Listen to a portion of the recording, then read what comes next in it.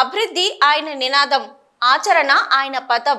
చెప్పింది చేయడమే కాదు, ప్రజలకు ఏం కావాలో కూడా బాలశౌరి గారికి బాగా తెలుసు.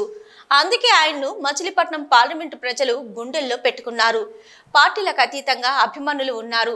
అందుకే టీడీపీ, బీజేపీ బలపరిచిన మచిలీపట్నం పార్లమెంటు జనసేన అభ్యర్థిగా ఆయన ప్రచారానికి పల్లెలు ఎదురెళ్లి పూల వర్షం కురిపిస్తున్నాయి.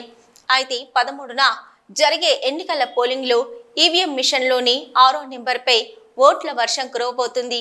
తాజాగా జనసేనాని పవన్ కళ్యాణ్ వారాహి విజయభేరి సభతో గ్రాండ్ సక్సెస్ కావడంతో బాలశౌరి మెజార్టీపై భారీ అంచనాలు నెలకొన్నాయి. కనీసం 1,00,000 పైగా మెజార్టీ సాధిస్తారని అంచనాలున్నాయి. బాలశౌరి మెజార్టీపై బెట్టింగ్లు జోరుగా కొనసాగుతున్నాయి. బాలశౌరి గారిలో ఇంత తేజస్సు, ఇంత బలం, చొక్కా పట్టుకునే నిలదీసే తత్వం ఉంటుందని విన్నాను, కానీ ఎప్పుడు చూడలా. మొన్న ఆయన ఒక చిరుతుపుల్లా చెలరేగిపోయిన విధానం చూస్తే జనసేనకి బలమైన నాయకుడు వచ్చాడు. అలాంటి వ్యక్తి గాజు గ్లాసు గుర్తు మీద కొడితే కొట్టాలిరా, 6 కొట్టాలని చెప్పి 6వ నెంబర్ మీద గాజు గ్లాసు. బాలశౌరి గారు గాజు గ్లాసు, ఇదే గుర్తుపెట్టుకోండి.